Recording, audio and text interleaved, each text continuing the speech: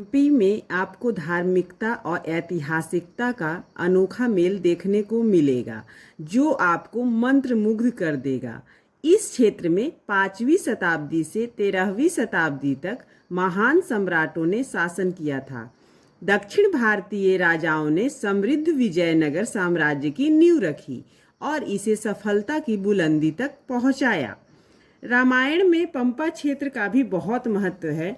मान्यता है कि वानर साम्राज्य किष्किंधा यही था, जहां भगवान राम वनवास के दौरान हनुमान जी से मिले थे।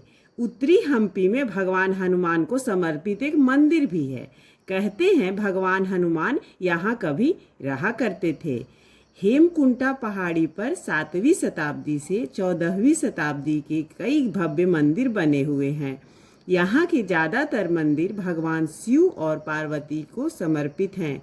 हम्पी को मूल रूप से हिंदू देवी पंपा के नाम पर पंपा क्षेत्र कहा जाता था, जो कि देवी पार्वती का दूसरा नाम है। पौराणिक कथाओं के अनुसार अगर हम चलते हैं तो कहते हैं कि देवी पार्वती ने हेमकुंटा पहाड़ियों में योगिनी के रूप में जीवन बिताया था।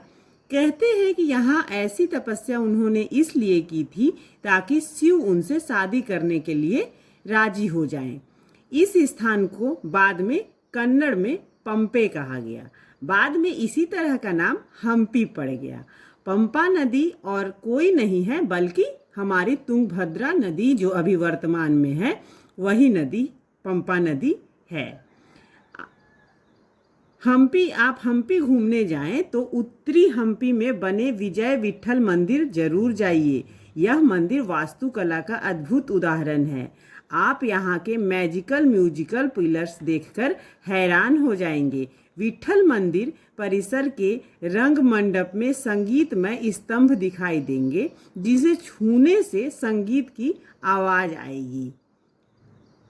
आप भी वहाँ जाइए और इस एक्सपीरियंस को एंजॉय कीजिए। इस स्तंभ को सारे गामा के रूप में भी जाना जाता है।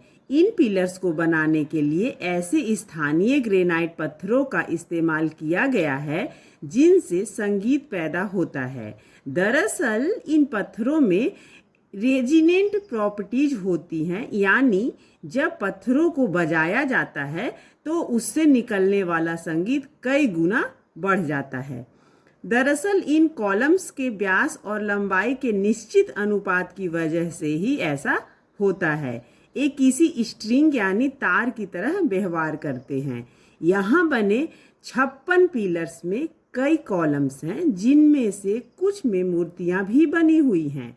कहते हैं कि देवराया द्वितीय के शासनकाल में इन पिलर्स को बनाया गया था। भगवान विट्ठल को भेंट अर्पण करते समय इन्हीं पिलर्स की आवाज़ पर नृत्य किया जाता था। चलिए फिर हम जानते हैं कि इतनी अच्छी संरचना इतनी कैसे बर्बाद हो गई। विजयनगर साम्राज्य, यानी जिसे कभी जीता ही नहीं जा सकता था, उसके राजाओं के वंशजों की अयोग्यता और आक्रमणकारियों के हमले में यह जगह बर्बाद हो गई। आक्रांता यहाँ से कई चीज़ें लूट कर ले गए। दक्कन के सुल्तानों ने 1565 में कुछ स्थानीय सरदारों के गठबंधन के साथ हम्पी पर आक्रमण किया और 6 महीने तक शहर में लूटमार की। महलों को तोड़ दिया, मंदिरों को भी नहीं छोड़ा। कई मंदिर अंदर से पूरी तरह से खाली हैं और वहाँ कोई भी मूर्ति नहीं है। सैकड़ों एकड़ में फैली वादी में बड़े बड़े पत्थर के साथ 1600 से ज़्यादा मंदिर, महल और अन्य प्राचीन इमारतों के अवशेष यहाँ हैं। यहाँ 7वीं सदी में विरूपाक्ष मंदिर की स्थापना की गई थी। हम्पी की सबसे मशहूर जगह पत्थर का बना मंदिर है, जो देखने में एक रथ की तरह लगता है। यह मंदिर विष्णु भगवान के वाहन गरुड़ जी को समर्पित है। कहते हैं ग्रेनाइट की ये पहिए किसी समय में घूमते भी थे। विजयनगर साम्राज्य की स्थापना राजा हरिहर ने की थी।